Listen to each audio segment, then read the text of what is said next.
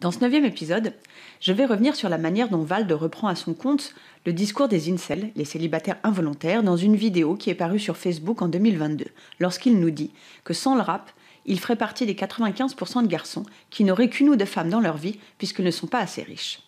En effet, pour les incels, qui est une frange de la sphère masculiniste, les femmes sont responsables de leur misère et de leur frustration sexuelle. À ce titre, cela justifierait de vouloir les anéantir toutes, puisqu'elles sont toutes par nature mauvaises. Et c'est ainsi qu'on a pu voir des tueries de femmes, que ce soit au Canada, aux États-Unis, en Angleterre ou même en Allemagne, revendiquées par ce mouvement. Il se trouve que d'après eux, justement, le féminisme notamment chercherait à nier cette dimension qui ferait que les femmes seraient vécues comme des petites choses fragiles alors qu'en fait elles auraient déjà le pouvoir. Bien conspi déjà comme approche. Si on ajoute à ça que ces jeunes sont souvent des hommes blancs qui considèrent que les femmes veulent des hommes bien membrés, qui justement auraient une forme de virilité plus importante que la leur, on retrouve aussi une dimension raciste.